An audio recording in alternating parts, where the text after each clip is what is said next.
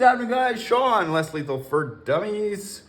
Today we are going to do a full makeover on my M17 using every product that HomeDefence-24 has and sells on their website. The link will be down in the description.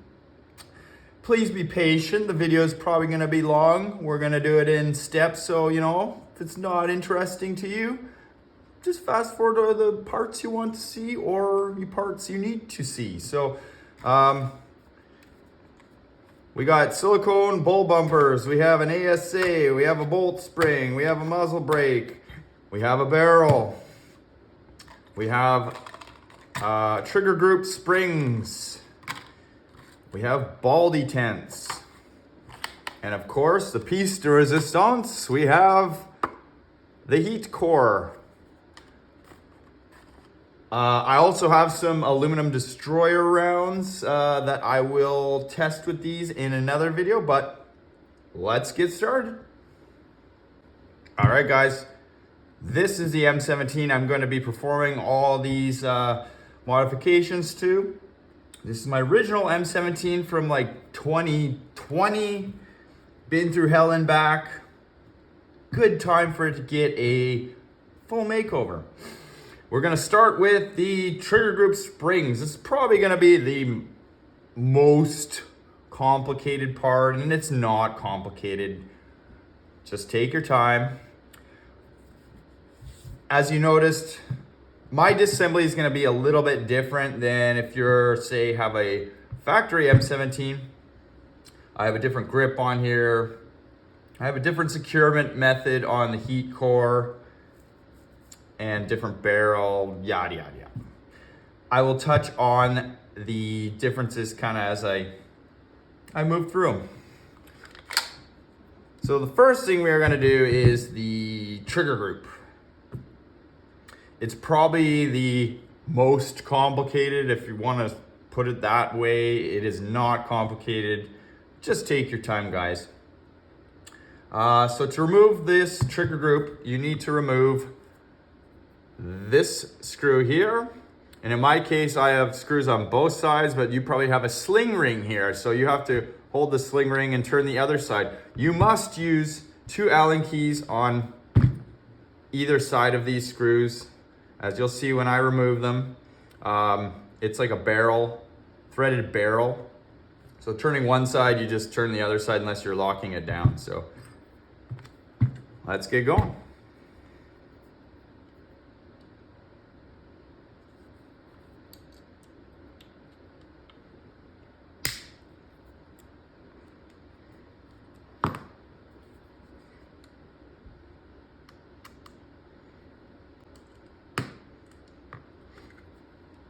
This is what I mean by, see, it's a threaded barrel, so if you're just turning one side, you're just turning the other. Set it aside. Next one is this forward magwell screw. Now you can remove all these, and it makes taking this trigger group off easier, but the simplest way is just remove this forward one.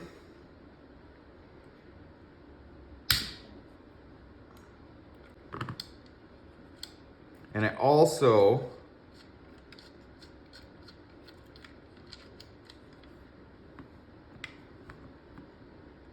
like to remove this one here, and that allows me to kind of tip this magwell up and pull this whole trigger group off.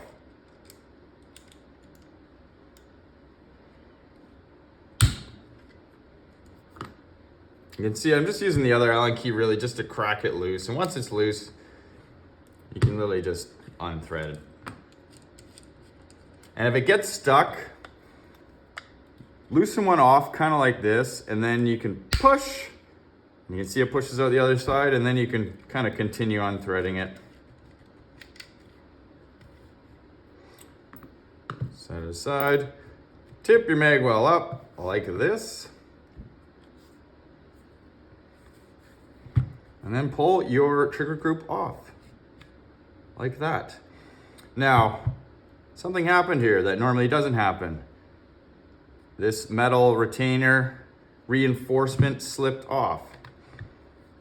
Just reinsert it on the back of or the top of your upper receiver, like that. This needs to be in place here. This is reinforcement so that this doesn't break off. All right, trigger group, here we go. Oh, look, it's still on the fun switch. So in my case, this is a 1911 grip from a Phantom paintball marker. So I have to remove this Hogue grip that's on the outside to access the screw that holds this grip frame on to the trigger group. If you are disassembling a factory marker, you literally just have to tip your marker up, and there is an Allen head straight down at the bottom here, very much like this one, except I do not have access through the end of the open grip. My access is through the inside of this. So let me just remove these screws here.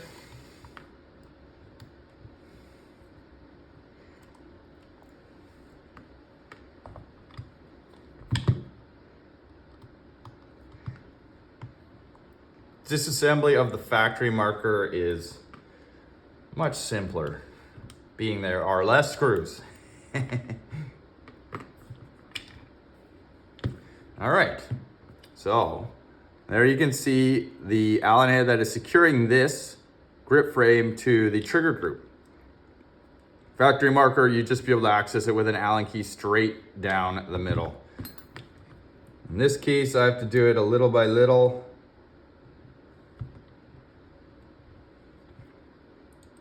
Which is a little bit tedious, but whatever. Easy stuff, guys.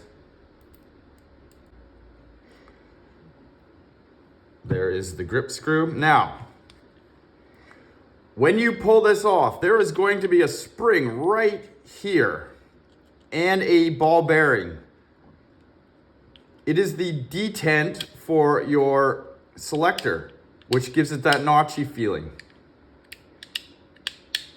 So keep your trigger group in an upward angle like this. When you pull this off, and you should see the spring, which is actually on the other side, right there. Now you can see there's no notchiness to my selector now. You do not want to lose this. So pull the spring out. It's just a little guy like this, set it aside. And there's also a ball bearing down there that you can just dump out.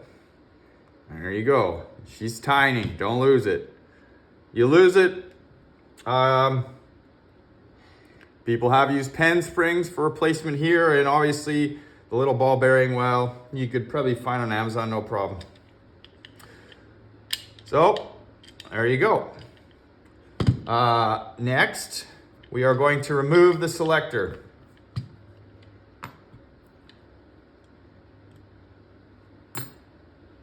With the correct Allen key, which is a 2.5. It's just a screw on one side, an Allen head.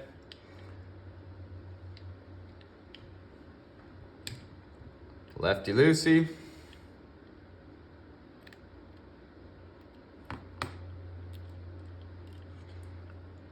And then it pulls apart.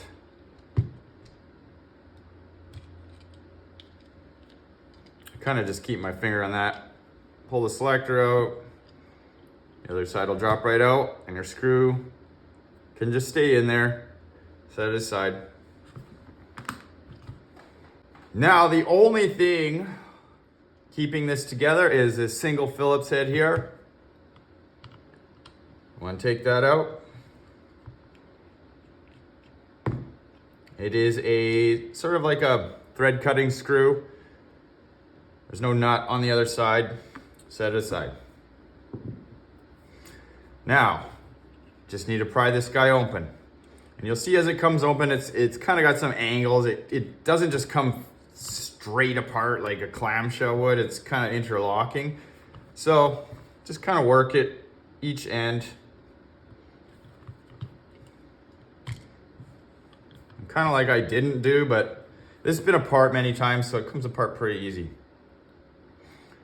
There's your half, set aside. Sometimes these pins here will stick in this side. If they do, pluck them out, put them back in their locations on this side of the trigger group. There's also this nut here. Important you don't lose that. That goes right there. That is what your grip frame is screwed into. You put this back together with no nut, you have no grip frame. All right, so let's do the upgrade. As you can see, mine has an upgrade already, and this was the kind of the way of the world back then when nobody was really touching on these launchers. So now we have these new springs. Easiest one to do first is your sear spring. There's a little nub on the top of your sear here that the spring kind of interlocks on. So it's best just to kind of pry it up from the bottom and pull out your sear spring. And in this case, see, I had a shim on there. And there you can see there is it's actually a ball, like a ball bearing that locates your spring from, so it doesn't slip off. That's removed. Your trigger return spring is this one here. Now, you can just kind of lift up on this, on the trigger itself, and everything will kind of come apart. Your trigger return will come out, set aside, and then you have your trigger here. There is a spring inside here. Mine, again, this was already upgraded with some non-commercial grade springs in any case. This helps control your automatic fire, your fully automatic fire. There was somebody in the Facebook group that said, you know, after they had done this whole kit, their automatic fire, when they selected it, was very, well, at least I don't have any video evidence of how slow it was, but I do believe if somebody says it's slow, it's probably slow. If it's slow, revert back to the factory spring that's in here. So I'm gonna show you how to put in this case, it's marked sear spring, but if you find your automatic fire is slow, go back to the factory spring. Way to get this spring out. Compress, I call this the folded taco. So you compress this, and it's gonna be, hopefully you can catch it. When you compress this, you can actually push this pin out. It can be difficult, so it might be easier if I put it on top of something, but we'll see here.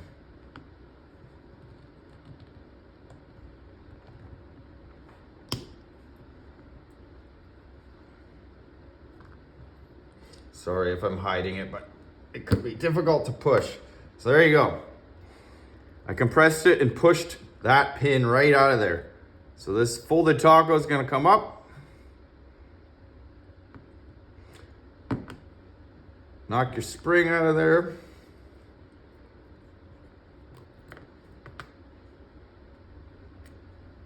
Set it aside. The one you want to install in there is the one from the sear spring package. There are two. One is for this, the trigger, and one is for the return spring. The bolt locking spring that comes just as one is the sear spring.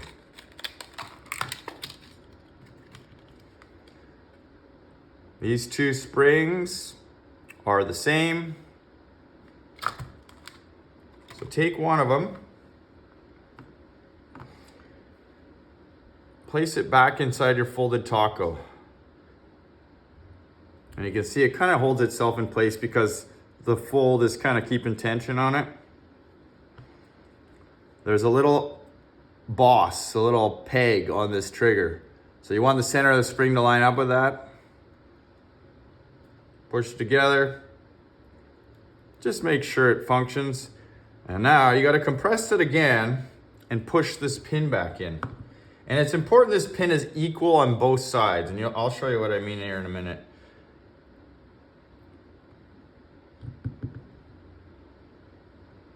So I compress it, push it in, but you can see it's protruding more on one side. It's not even engaging the folded taco on this side. So you have to get it through so it's even on both sides.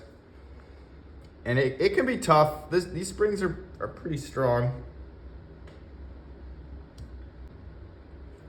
And you can see, I even pushed it through too far on this side now. So it can be a little bit of a challenge to get it even at first. You know what would be better than using an Allen key is something flat.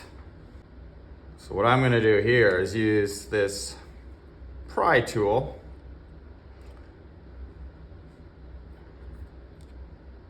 And I'm just gonna push it flat.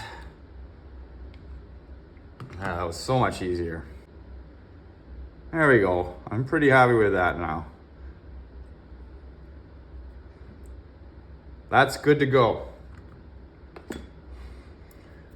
You can see the pivot pin stuck in this. Usually about, this one's a little bit stiffer. You can put it in the side, but it likes to be about halfway. Like that. And then you can just place it back down into this hole here. These pins here must be underneath. There you go. Take the other sear spring, which is your return spring. You can see there's a little notch on the trigger and then a pocket it fits in. So put it in the notch first and then just get it in there.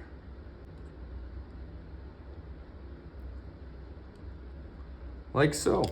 Oops, and I'm losing all my pins. These are your full auto pins, so I'm just gonna drop them back in there. All these pins are the same length, so if you get them mixed up, no worries. So have the trigger return spring in there. Just try and make sure it's like even in the pocket. You can see like that. Like that.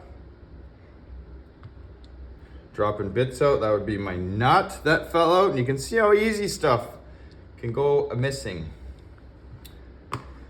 Next is the sear spring. This guy right here. Same principle as the return spring. Get it up on that ball.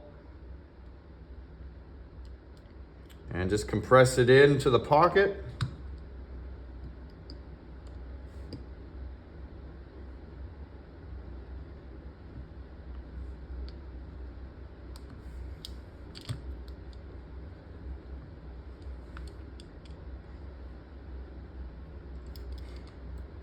Fingers are starting to hurt from pushing all these little springs, so I'm just gonna use my little tool here. Get it seated in there. There you go. Now, when you're all loaded up like this, try not to like press on anything or pull the trigger, because chances are you're probably gonna unlatch one of those springs, it's gonna go flying. That's it. Trigger group spring upgrade complete. Make sure your nut's there. Safety selector, it's not important the position it's in when you assemble the halves, but when we put the selector back in, we want to make sure you have the selector oriented correctly. So we'll just snap these two back together. Sometimes this can take a little bit of adjustment because your pins aren't standing straight up. So just be patient. There we go. Phillips screw first.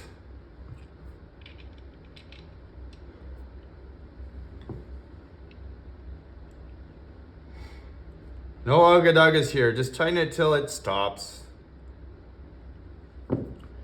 Selector switch. Not really important which side the Allen head is on. From the factory, it's on the passenger side, so that's where I put it. But before we do that, what you want to do is make sure safety is safety. So you can see there I can pull the trigger. It's not in safety. Still not in safety. So I'm gonna pick this up and move it over. One more. There we go, safety. Fire, fire. Now you can put the other side on.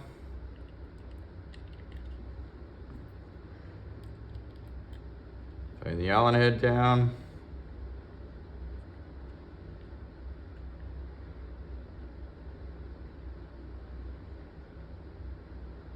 I like to, instead of tightening against this, I kind of just pinch my finger in there. And give it a good tighten. There we go. You need to put your grip back on. Don't forget your ball bearing that goes in there. Already lost it. There it is. Ball bearing goes in first. Boop. Just like that. Then the spring goes in next. And then your grip frame. When you're putting this on, try to keep, so you can see how that spring is perpendicular. Want to push down on it. You don't want to slide this grip on. You want to come kind of straight down and actually compress that spring. There you go. And then put my screw back in. In your case, you'll probably be going down like this. This one, you want to kind of do it tight. Don't overdo it, guys, but obviously you want this secure. You're holding on to this. You don't want it wobbly or anything like that. Now just check. You have the audible notch, yes. Safety. Fire. Fire. Let's put this back on the marker now. All right. Reinstalling your trigger group into your marker is as simple as locking the front of this in on that section there. And this metal, folded piece of metal, can be a little bit tricky to get together, which is why sometimes I suggest that it's easier to take the mag well off. But in this case, usually what I do is I just I pry this rear tail section open just to see here is enough to get around this metal. Ayya! Watch your fingers! There you go. Push it on. Now, it did shift out of place, so you kind of got to push this piece back. I like to do the mag well first. Not that one. It is the longer of these pins. Get them started through there.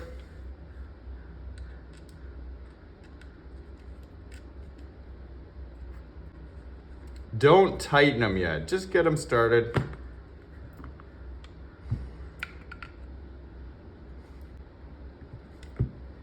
Because if you tighten them, like I sort of did, the alignment will be off.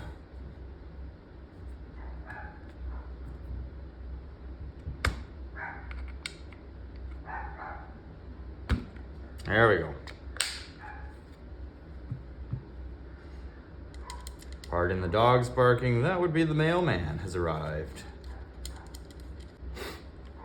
Now the shorter of these goes in the rear. Again, you might have to jiggle your grip frame around or make adjustments to that metal piece that may or may not have slipped out of place. In this case, mine slipped right through.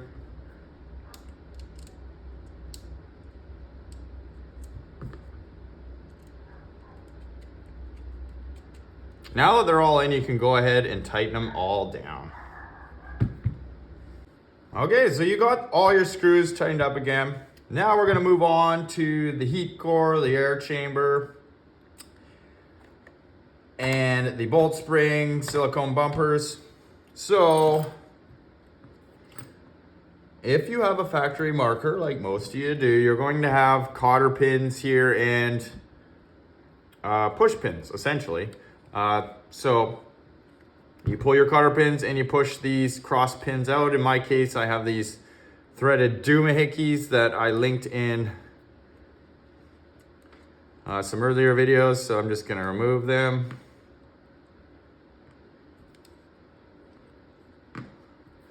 There's gonna be a little bit of spring tension on this. So when you remove the last one, be prepared. So keep some tension on this. In this case, I'm gonna leave my marker on safety. You can have it in fire. If you have it on fire, the bolt, the spring, the heat core is all gonna come out as one. When you leave it in safety, the heat core is gonna spring just a little bit, and the bolt and the spring will stay locked in. And I'll demonstrate how that works. Makes for a little less tension on the end of this guy. So, keeping tension down on the end, just so it doesn't pop.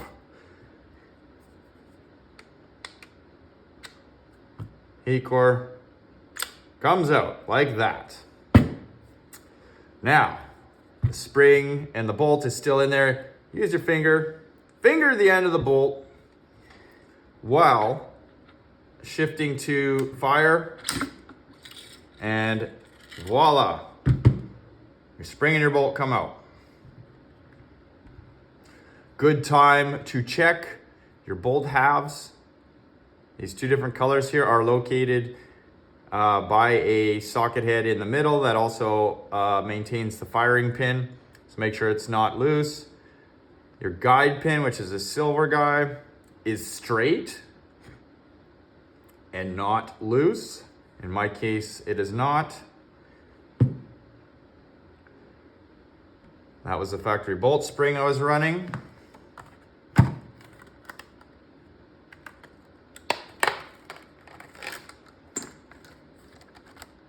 This is the tuning bolt spring. I can see the difference there. They're about the same length, but the wire gauge and the spacing between each coil is much larger on the tuning spring. So I'm just gonna set that there and set this one aside. Bolt bumpers, you can remove those off of, this is your valve, air valve here. This is your heat core. You can see I was actually running, I'm running one factory bolt bumper and a rubber 3/4 inch hose washer, sealing washer. Just set those aside. You need to remove your air chamber from the heat core. They are screwed together right here. There are flats on the side of the air valve. Just grab your heat core like this, adjustable wrench, adjust it up, and crack it loose. If this is the first time you're doing it, you will find it's much more difficult than what you just saw here, because they do use a little dab of Loctite in there. There you go. This you can set aside. You're not going to need this anymore. Well, if you encounter a problem, I always like to keep these around so you can return to stock, just to try and sort through issues if they arise. There's an O-ring seal in the end of this air valve. Now, I am not sure. Valken always recommends when you separate these two halves to replace that.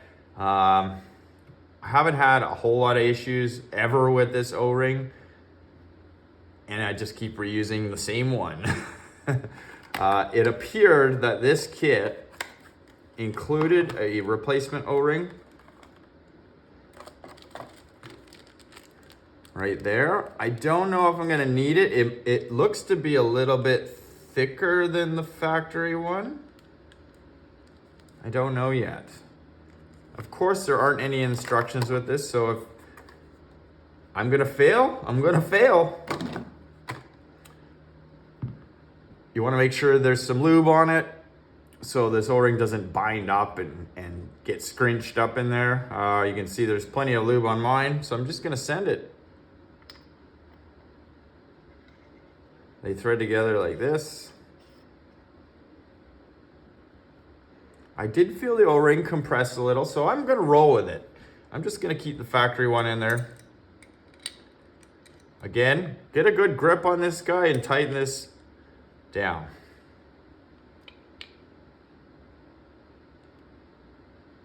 It should be fairly tight. Don't need to put it in a vise or anything. Holding it in your hand is sufficient. Now would be a good time to replace your heat core O-ring if it was causing any issue. In this case, mine is not. But we'll just have a look anyways. I'm gonna leave it. Tighten that down. All right, we are good to reassemble. I'm gonna put a silicone bolt bumper. Now you see I got 3 in that pack. You only need 1. Minus the dog hair, of course. Like that. And as per Daniel's recommendation, reuse one of your factory M17 bolt bumpers as well. This silicone is soft, so it's best to have just a little bit extra protection there from it getting marred up too much from that bolt pounding on it. All right, now that's ready to install. We're gonna put the bolt spring and the bolts back in. This is important. Put a little lube on your spring. I like to put it on my fingers and just rub it all over like you're baking a cake or whatever you're doing with all that oil. All right. And I wish I had a napkin here. Take your bolt spring, drop it in. Your marker is on fire right now. Now this is important because of the silicone washer that's on here. You can do this regardless of if you don't have a silicone washer, but this is a good step to stop from damaging this silicone washer. It is soft. Put your bolt in first. Of course, you should lube it. You can see mine is sufficiently lubed. Finger your bolt. And you're gonna have to push hard and simultaneously pull the trigger. And you're gonna hear a click when it goes in far enough.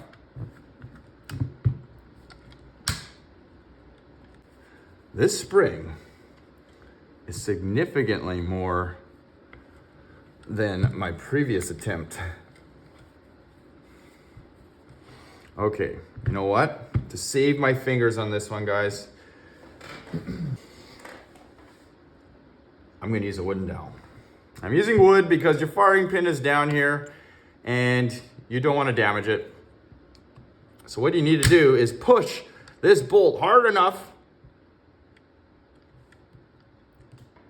and at the same time,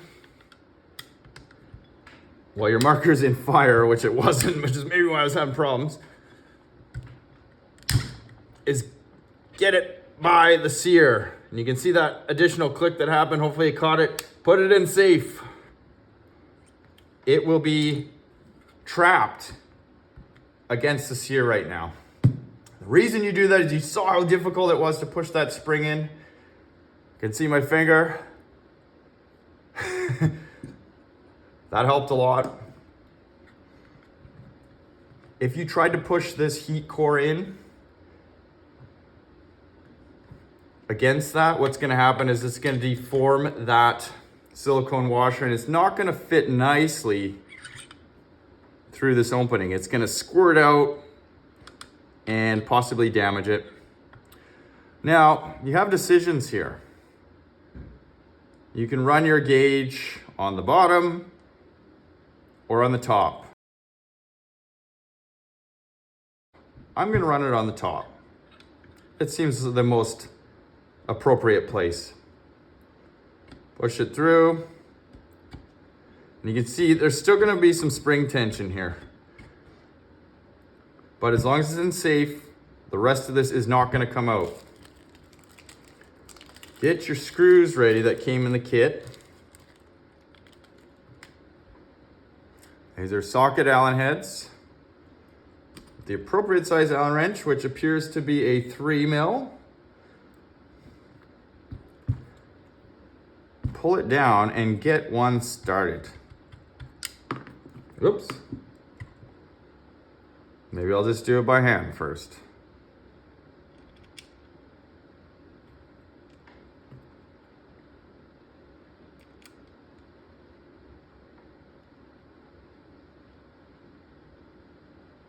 Important you don't cross thread these. So now that I have one installed, you can see it's not gonna come flying out of there. Go ahead, install. You have 3 more to do, so 4 in total.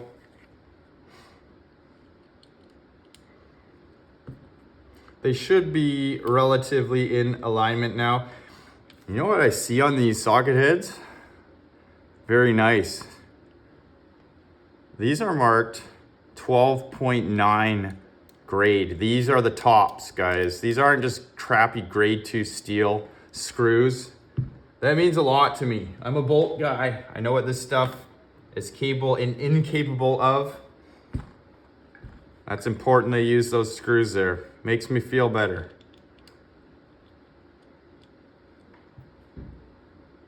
Get this side started. And I'm not tightening them all down yet. Just want to make sure they all go in. You don't need any washers or anything here. Oops. They just tighten right in against the, oh my gosh. Butter fingers. Actually, silicone fingers. They tighten against the marker itself. Now I'm gonna go ahead and tighten them all down. Yeah.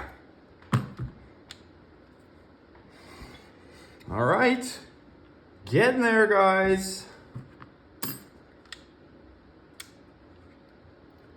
This thing, I don't know if this is aluminum or not. It was aluminum, now that I think about it. It's very nicely finished. It looks very professional, guys. I do like that. Okay, what do we have left? You can put your spare parts aside. That O-ring, well, we'll see if I needed it or not. What do we got left to do? We put that guy on. We're gonna do a detent. So I'm already running a Wixon detent in here. It works awesome. But as I said, I'm gonna run the full HomeDefence-24 kit and see how it goes. So 2.5mm Allen key. Opens your door here. Sometimes I find it easier just to push from the inside like that. There you go. Door comes off. Detent comes out.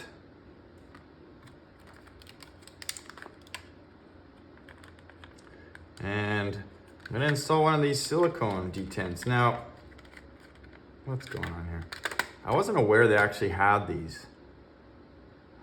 I have some concerns about them being silicone, especially when these get greasy, like you get a little bit of oil on them. But I'm speaking before I even tried it. So You want to make sure you install them the correct way.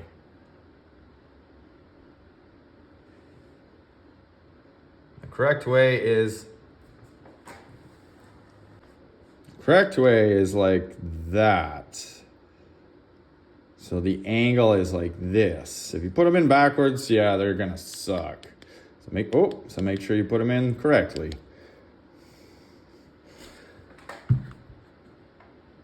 Then you just put your door back on.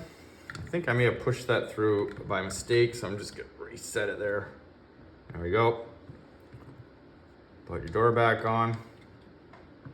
Put your screw back in.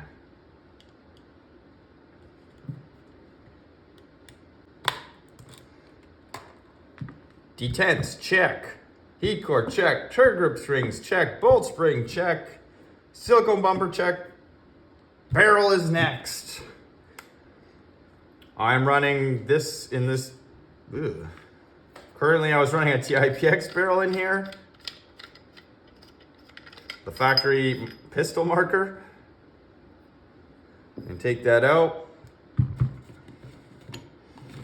This is the barrel I will be installing. 300 millimeters for us, and well, mostly for the US folk, because we actually use millimeters in Canada, but I still measure in inches. That's 12 inches. And this barrel has a bore diameter of 683. So this is your 12-inch barrel. It's steel. It's pretty hefty. And it just installs like the factory barrel. Now, question remains is, the factory barrel has an O-ring on here. I am not going to install that O-ring because I didn't bring a factory barrel out with me. And in some cases you may need this O-ring because the barrel can kind of start to vibrate loose. That O-ring acts kind of like a lock. And believe it or not, a spacer, some people have ran into some issues. If they didn't reinstall that O-ring, the bolt running into the barrel far enough that it would stick. So don't do as I do, put the factory O-ring on.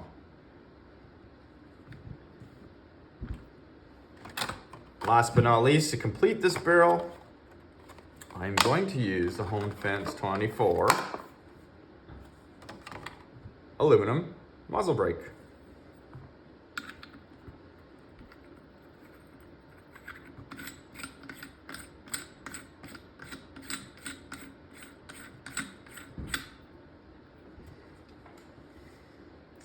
Hopefully we can get all that in the picture.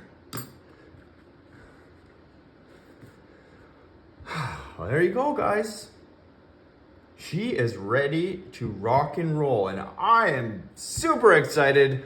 Unlike my last video where I didn't sound that excited, but I was. Trust me, I was. We're ready to fire this guy.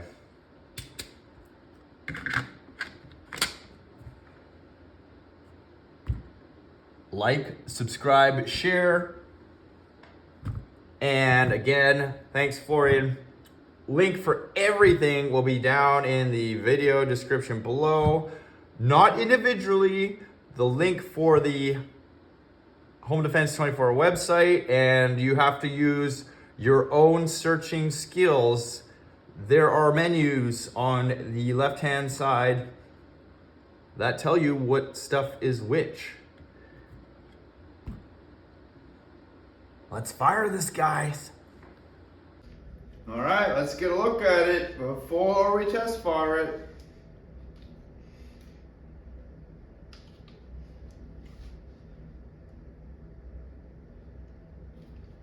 It fits very well. I mean, the barrel fits nicely in the shroud.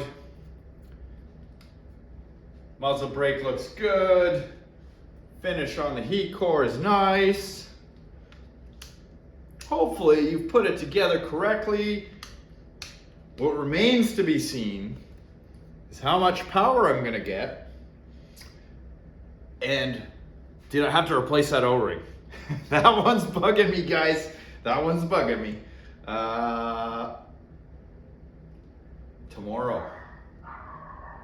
Tomorrow will be the shooting video.